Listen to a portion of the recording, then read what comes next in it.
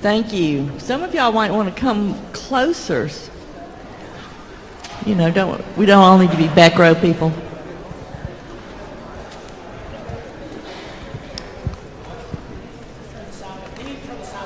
Okay, turn the sound up. Okay.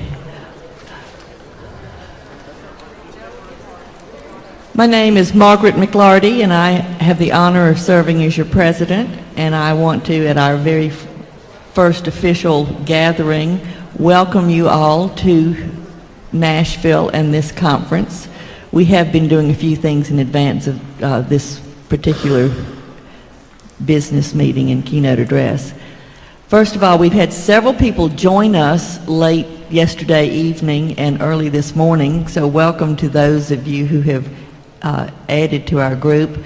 We are still the largest gathering of Vergers that we're aware of anywhere, and so we thank you so much for your time and gift of your presence here.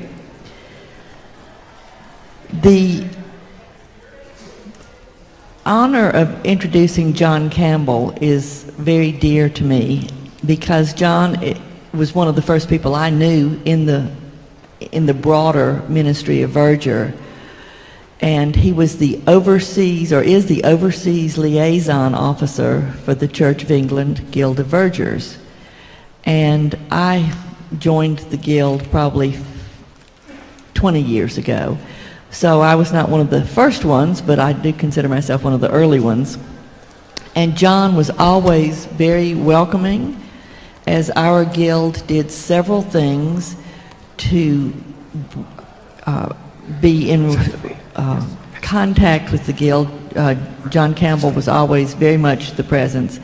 In fact, I had to deal with him early on when I was the treasurer because I had to buy drafts in English pound sterling and from my local bank in Jackson, Mississippi, and mail them with foreign postage to England. And sometimes I was not as prompt as I should have been, so John, I apologize. It was a very difficult transaction. Now we do all of that electronically when we want to communicate. John lives in Lincoln on the Cathedral Close with his wife Pauline and their son Patrick. If you ever go there, they are very welcoming. They will invite you in. One tour that we had one of our tours early on went to Lincoln, and to this day people are still talking about the midnight tour of Lincoln Cathedral, the candlelight tour of the cathedral. It was a wonderful event late at night. Also on the Cathedral Close, his next door neighbor is Lord Cormac in the House of Lords in Parliament. So when I was over there this summer, John arranged for Lord Cormac to invite us to and sit in the debate in the House of Lords, and that's kind of a cool thing to get to do when your next door neighbor is a member of the House of Lords. He is an avid traveler. He comes to the United States often. I think he and his family have been to Disney World many more times than I have. And today he's going to speak to us, Be Still and Know the Past, the Present, and the Future of the Ministry of Verger. John. Thank you.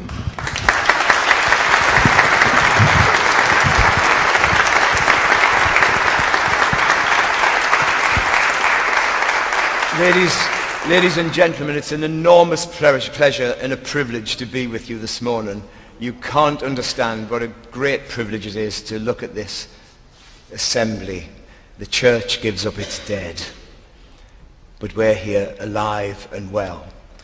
There's going to be some slides just rolling around, and hopefully they'll be on a loop. They've got nothing to do with what I'm going to say, but if you get bored, you can look at them.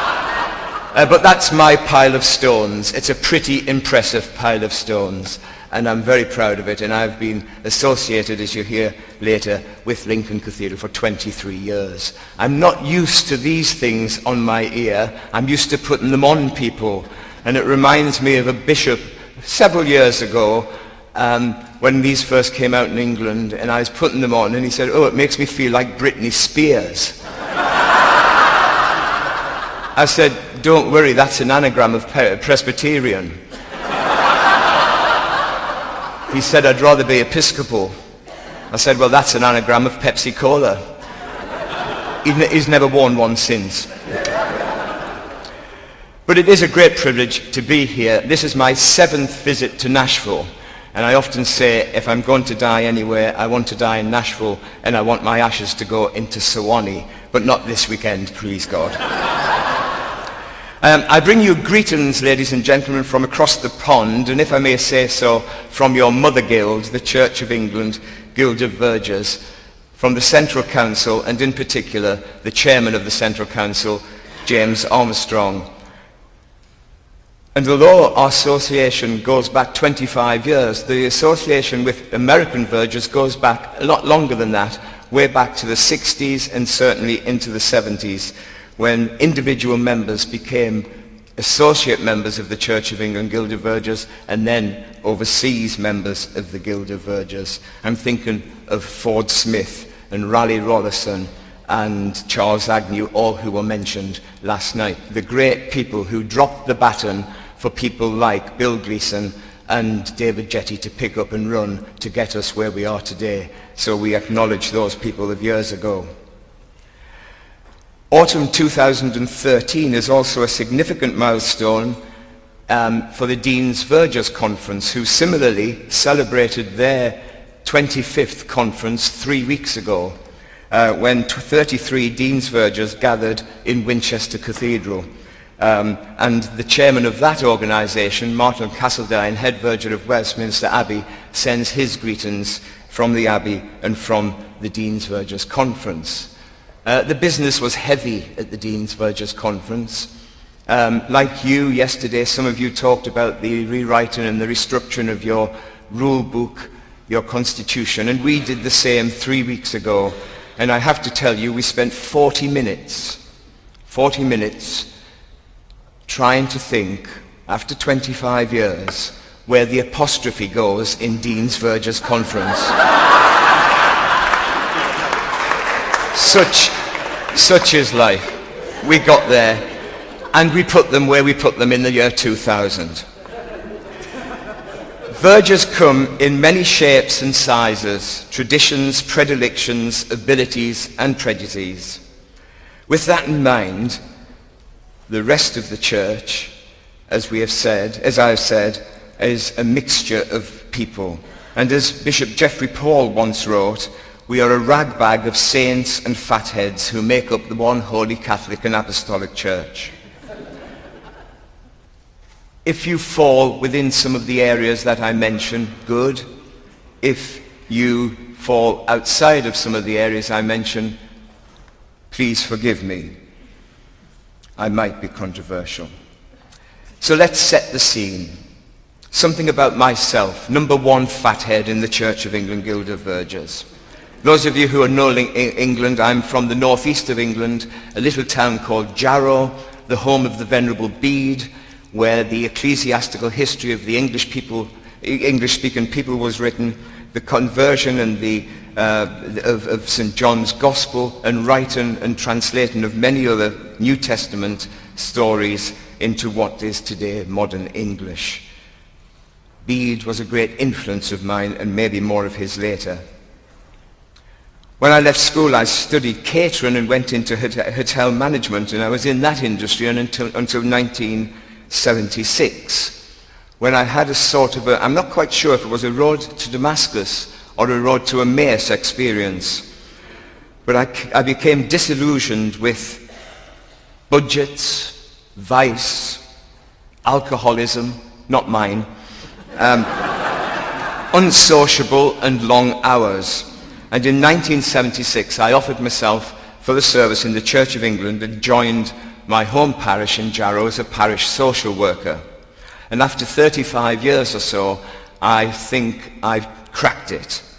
I'm still concerned and involved with vice, budgets, long and unsociable hours, and alcoholism. Maybe mine these days.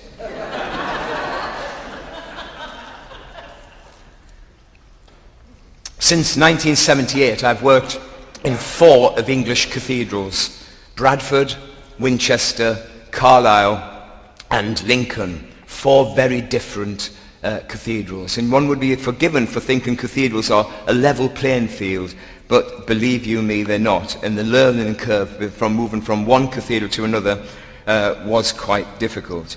But all different, all special in their own way, as all of your churches are different and special. What's right in Alabama will be totally anathema to New York, and vice versa with Miami and San Francisco. As I said, Bede was a great influence of mine. He wasn't a Celt, but Bede and the early saints of the North inspired me with Celtic spirituality. Working with the flotsam and jetsam of life, the ebb and flow, those long shadows where they had the confidence that the light would come back the next morning.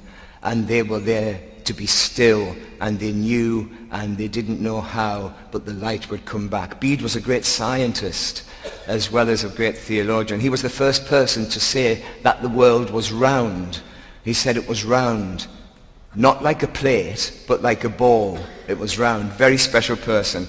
And he and Northern Saints set my journey to where I am today. And if everybody has a hook to hang their faith on, it was probably the influence of Bede. In Jarrow, in 684, I've got the privilege of being baptized in the oldest church in England, built in 684. And Bede, as a young boy, was a member of that community, and there was the plague, the Black Death, wiped out all but 2 of the monks.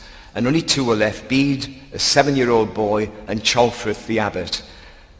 And the first thing they did was to bury the dead.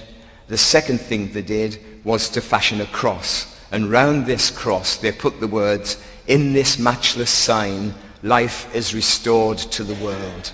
And since finding that out in about 1973 or 4, in this matchless sign, life is restored to the world, the cross became central in the stillness of my life, and I've got Bede and the Northern Saints to thank for that. I've had the privilege of serving the Church of England Guild of Vergers in several guises: branch chairman, area leader, general secretary, national chairman, and for the past, how long is it, since 1996, overseas liaison officer. And it's through those offices that it's been a great privilege to be associated with your guild. Having said that, since its conception, I was there, but in the embryonic stage, it seemed that I was destined not to be involved. In 1989, while traveling across here to the US, I had meetings scheduled in Miami, New York, San Francisco, and then before going to our first trip to Orlando to meet Bill Gleason here in Nashville. Apparently that was not to be, because my father-in-law, who was always a unique man, he decided to die when we were in San Francisco. And so Pauline and I had to go straight home from San Francisco, and Bill and I didn't have the chance to meet to discuss the formation of your guild. But plans were made for your inaugural conference in the autumn of that year, and I was coming to it. And then Her Majesty the Queen, no less, name dropping's a terrible thing I said to her yesterday. Her Majesty the Queen decided to appoint a new Bishop of Carlisle, and his consecration coincided with your inaugural conference. And so I missed that, I'm afraid. I was able to come in the September of that year back to Miami to start the Vergers Guild Association down there with Riley Rawlinson, and it was on that occasion that Bill and I, where are you, Bill? That's when we first met. And he's the first real American I ever heard say hot dog, other than on the film It's a Wonderful Life. So although I've been to several Verger-related events, I came to Phoenix for your conference there. I missed the boat in the beginning, but it's been a pleasure and a privilege, as I say, to be here and to make it today. Although on Monday I wondered whether I would ever get here, when one flight was delayed an hour and a half, one was cancelled, and I got bumped off another flight and arrived 5 hours late. But that's another question. So what of Vergers? What are we about? If we look at any dictionary, the myriad of explanations could be paraphrased into one sentence: one who carries a mace in front of a cathedral or university dignitary. If only that was the case. Janitor, Dawson, Master of Ceremonies, Sexton, Parish Clerk, Austerius, the doorkeeper, Beadle, Sacristan, Dog Whipper, Caretaker, Apparitor, Vestura, Custos. They're some of the ancient and not so ancient titles that form the position we have today. Just some of the ancient titles that have been subsumed into the common term of Verger. I overheard a wise canon of Lincoln Cathedral, our sub-dean, about 3 weeks ago, who responded to the question, what is a Verger, with GPS for clergy. That's a new one. We are GPS for clergy. We get them to the stall on time. We can trace our origins back to the New Testament and beyond. In 1 Chronicles we hear of those chosen to be gatekeepers, looking after the threshold, exercising a ministry of welcome. That theme recurs and recurs again in the Verger's ministry, a ministry of welcome. They in Chronicles had charge of the keys for the opening of the temple in the morning, and others were assigned to take care of the furnishings. Responsible, as Don Taylor of Dallas once wrote, for the care of Yahweh's hardware. We have in our possession and in our care Yahweh's hardware, and we have a practical responsibility to the church. And of course we can look at Psalm 84, in my mind a little overused in relation with the Verger, but poignant in interpretation. The descendants of Korah were porters, keepers of the door, keepers of the gates and the tabernacle, the guardians and keeper of the entry. I would rather be a doorkeeper in the kingdom of my God than to dwell in the tents of unrighteousness. If at one stage, in I think the 70s, you ever went into the vestry of Exeter Cathedral, there was a poster on the wall which said, I would rather dwell in the tents of unrighteousness than be in the doorkeeper in the kingdom of my God. Written on a bad day, I think. But I would rather be a doorkeeper in the kingdom of my God than to dwell in the tents of unrighteousness. But with the authority that this implies, we might be forgiven for seeing ourselves as gods rather than guardians of the church.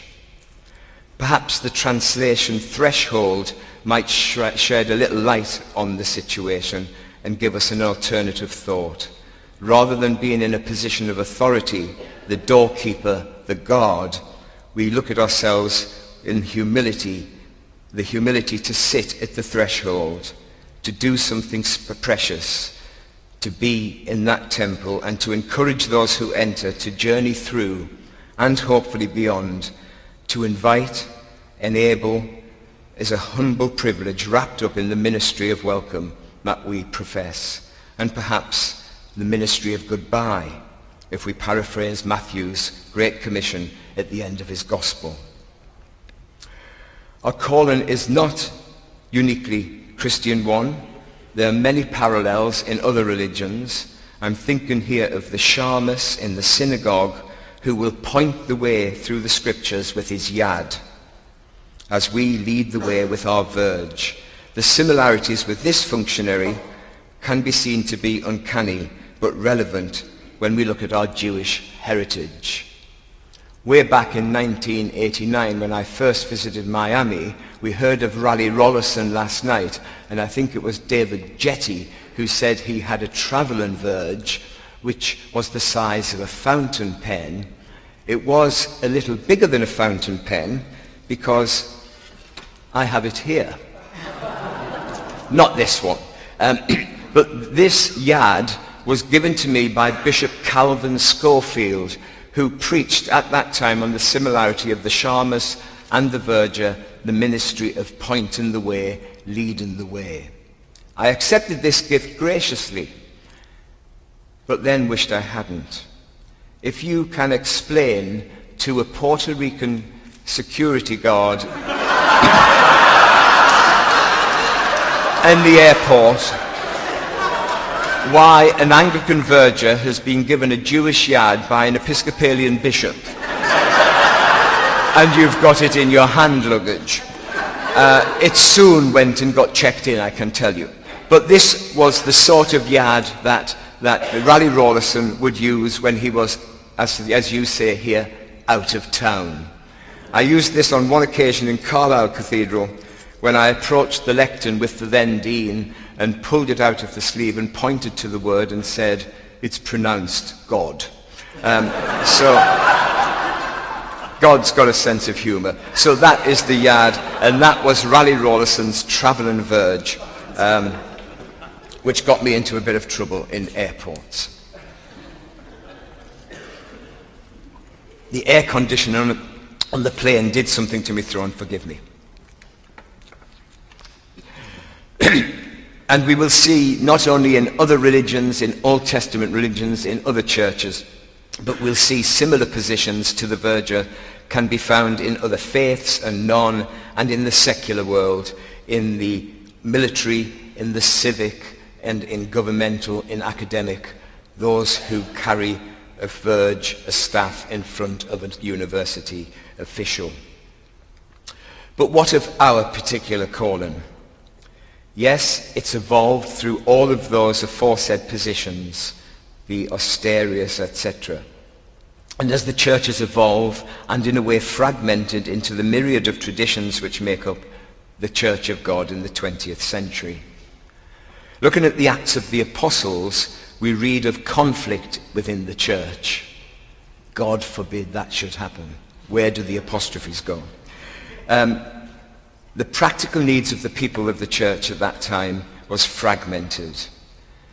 The people and the community were getting in the way of preaching and teaching. A newly developing ministry was developing. A diaconate ministry was forming. Men, I'm afraid, ladies came later, men full of the Holy Spirit were chosen to look after the practical needs of the church. Fractions were developing and people felt marginalized, and so the apostles created this practical diaconate ministry, which I believe is part of the Verger's ministry. What I often call the Martha ministry, because we are doers of the word and not just listeners of the word. This endorses maybe the concerns of the directions of Paul that we heard in the second lesson today in Ephesians, and he lists there the many callings that form the cloth of the church we serve, the warp and the weft relying on each other for stability. The ascended Lord, through baptism, calls us to be a part of his church, and it is as baptized Christians that we progress and process our calling, accepting, serving, and using our talents to enable others to minister in different ways. Some to be prophets, some to be pastors, some to be preachers, some to be teachers, some to be acolytes, some to be priests, some to be organists, and yes, some to be vergers for the building up of his church. So what of our mission today? Even in my short 37 years ministry in the Church of England, you're supposed to gasp there and say, no, he's too young. 37 years in the Church of England, changes have been incredible, as have the challenges. Gone is the medieval serfdom of the early church, the subservient attitude towards the lesser orders, as outlined in W. Somerset Maugham's cautionary tale, The Verger, where Albert Foreman loses his job because the new incumbent found that he was illiterate. Ours is now a shared ministry, shared with clergy and laity alike. Gone, I hope, are the negative images of the Verger, as noted in Arnold Bennett's book, Anna of Five Towns, when he refers to the Verger as being the chapel keeper who always wears an injured expression. Some of them still do. Or the reports in the Rolls of Parliament in the 15th century, when they were talking about St. George's Chapel, Windsor, where it reads, where deans and vergers lie in great idleness. When did you have time to be idle? We need to rid ourselves of these images, like reports printed in the London Review at the turn of the last century. A report of a visit to Westminster Abbey read, "The Abbey affords a great opportunity to explore and enjoy." If only the Vergers would allow one to do so. You can't put that there, don't put that here. We've got to be flexible. And the BBC, I'm sure you get the BBC across here on some channels. They have gained much mileage and laughs from the depiction of two fictional vergers. In the classic Dad's Army, where the verger, Mr. Yateman, with his yellow duster stuck down his belt, following behind the vicar all the time, expounding the felicitudes of his reverence. Or Alice Tinker, the vicar of Dibley Verger, who never seems to get things quite right or in order. Not least the jokes of Geraldine Verger, the new and first female vicar of the parish. Certainly in the UK, I can speak out of experience, certainly in the UK, these negative representations have arguably been justified. But we are moving into the 20th century, just as you, my friends, are moving into the 21st.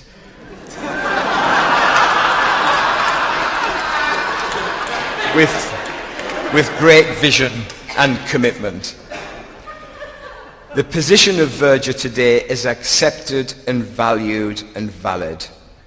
Part of many ecclesiastical setups, whether you serve in a church, a chapel, or cathedral, your presence is necessary.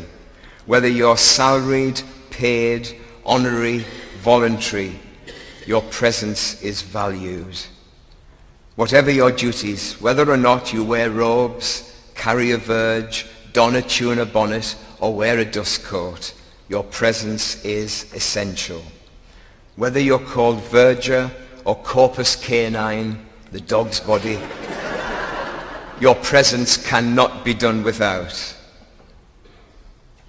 Cathedrals and chapels, churches, all have vergers, whether by name or not. And we're there not for our glory, we're there for the greater glory of God. And as I've hinted, every church is different.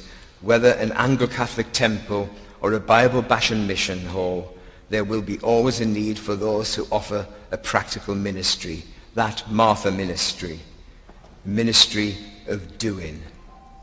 There may be differences. Countercultural teachings can arise and raise tensions between themselves and other areas of society and the church. But we live and let live and carry out our tasks within the traditions that we inherit. Alan Cottam, a revered former head verger of Sheffield Cathedral and Wells Cathedral, often used the phrase, "We are aids to worship," here to enable others to worship in the way they feel comfortable. We are aids to worship. So sometimes we're asked to prepare things which fall outside of our comfort zone. That's fine. We're a diverse society and a diverse church. Worship through service and service through worship is your motto. Worship through service.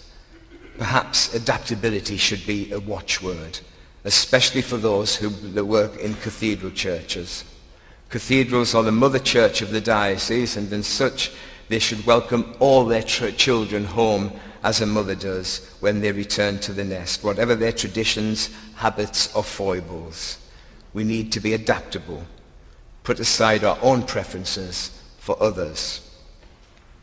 I'm sorry to name drop, but the Queen and I are true on this, as I said, but Tom Hanks and I worked with Tom Hanks for 5 days in 2006 on the set of the Da Vinci Code, which was filmed in Lincoln Cathedral. And Tom and I, whenever we asked a question or a request of each other which was just outside of our comfort zone, we formed a saying: we bend but we do not break. And that's very important. Bending to a point, but being in control and saying, no, we can't go any further. We bend, but we do not break. Vergers need to bend to the changing challenges of the church. The church strives for unity, not uniformity. And part of that call in Ephesians endorses that. Bearing with one another, harnessing the talents of others, some to be prophets, some to be preachers and teachers, some to be acolytes, priests, organists and vergers, and yes, some just to be for the building up of his church. And what of the mayhem which is liturgy?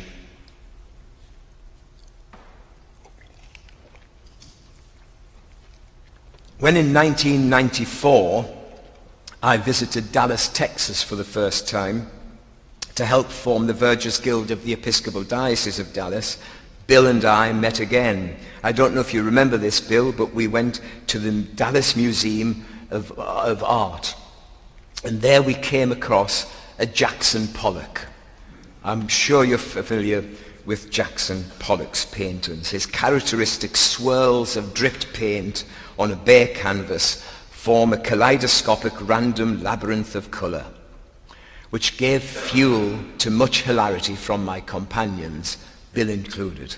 They laughed at it. The title of this picture was Cathedral.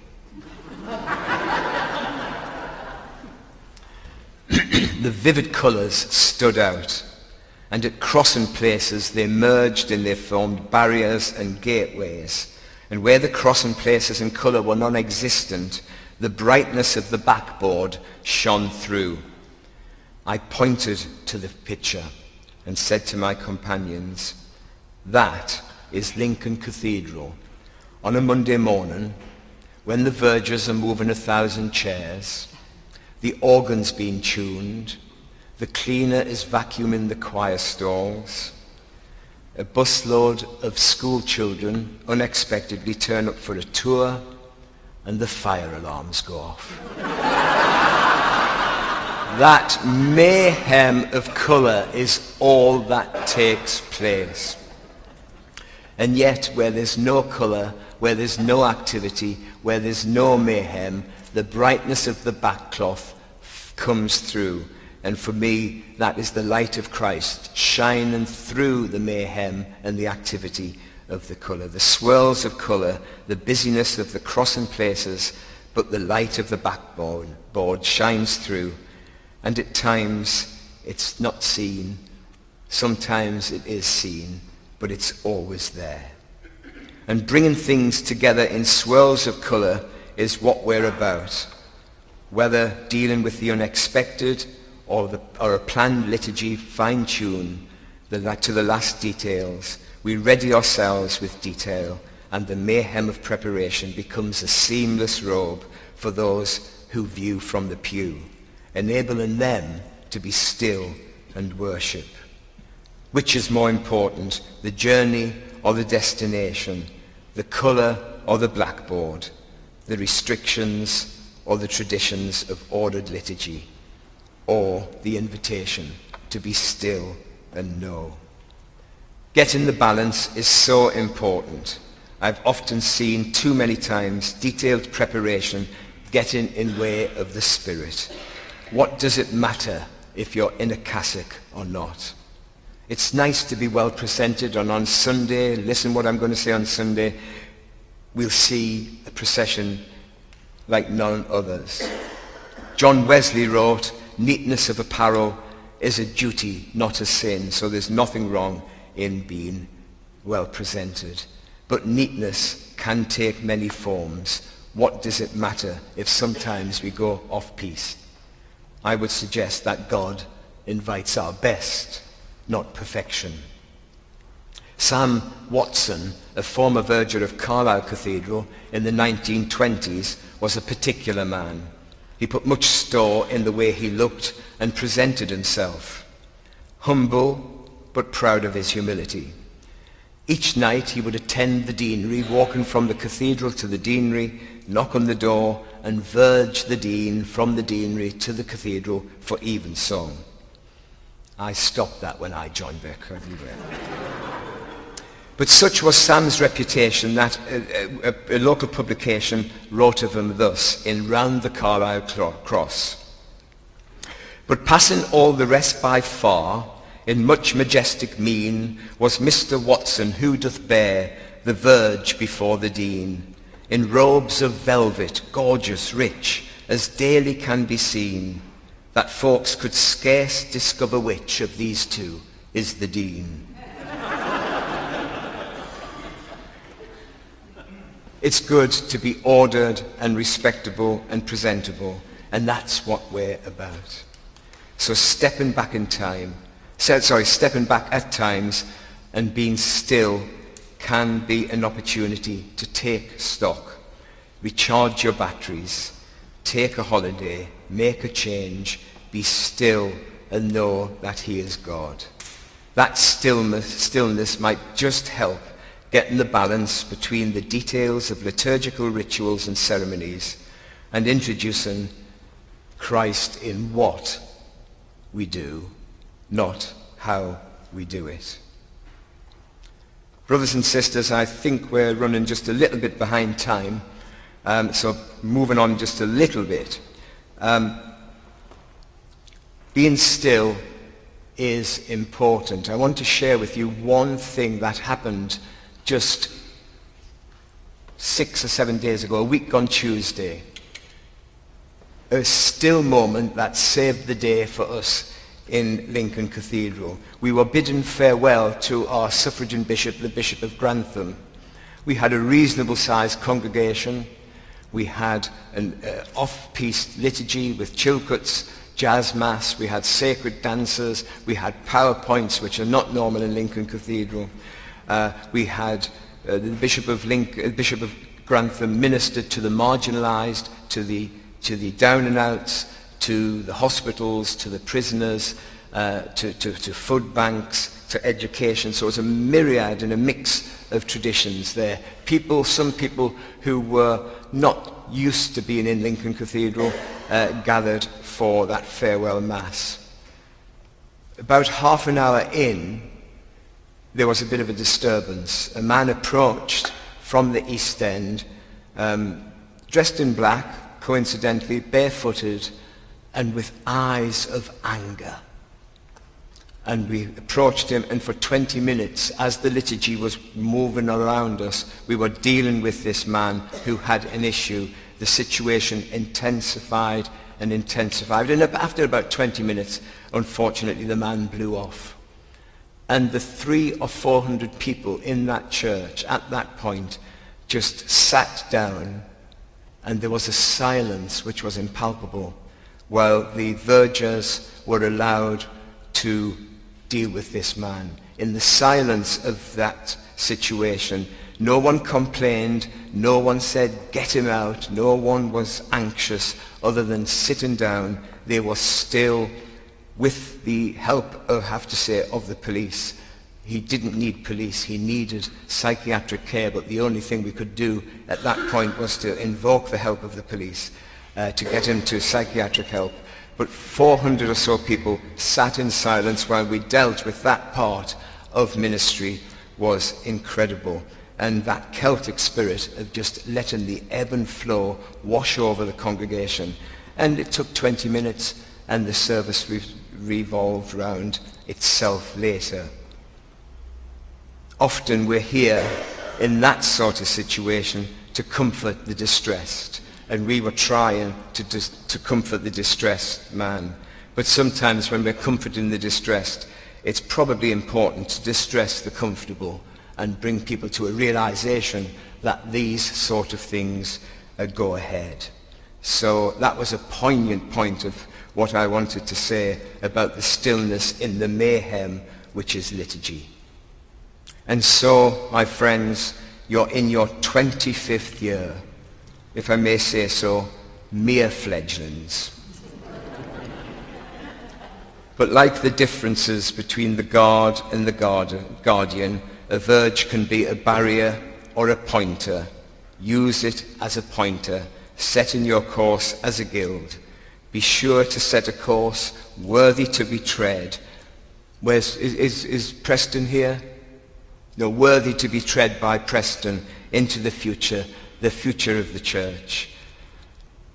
And if I may quote my good friend, David Deutsch, of St. Mark's, Capitol Hill and Washington Cathedral, as you move into the future, walk softly, carry a big stick, in love. Thank you.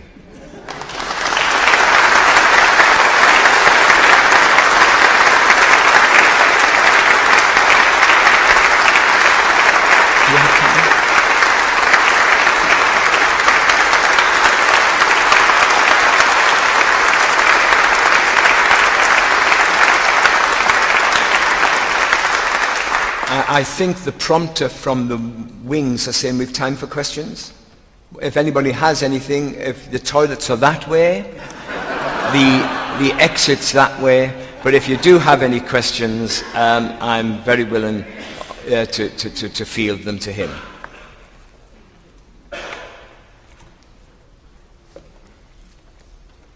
No.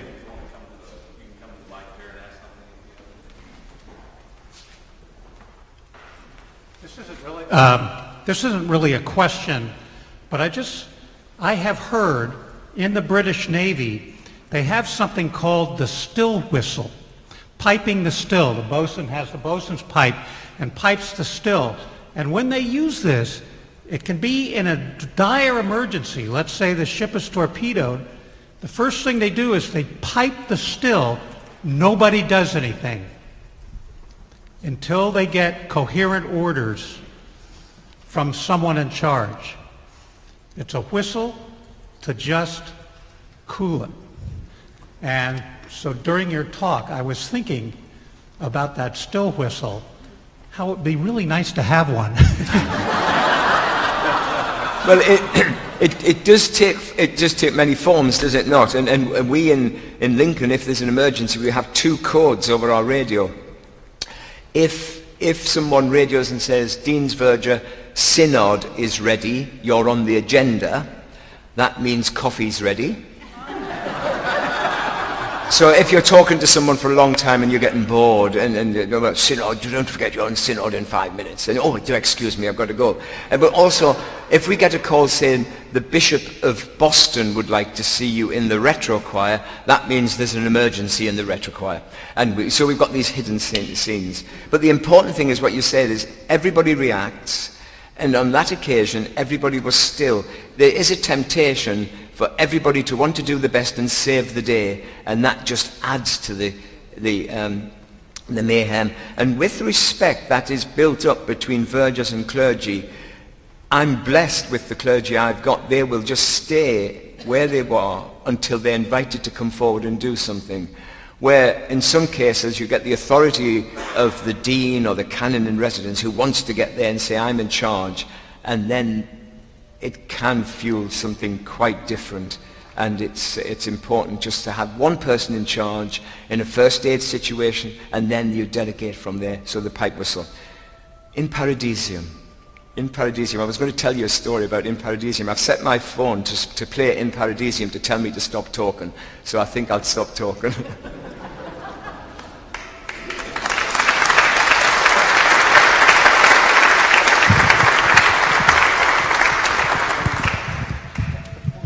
I'm going to leave this right here. Thank you, John, so much for coming all the way from Lincoln. It's absolutely wonderful to have you here. And I think John will be here the entire weekend.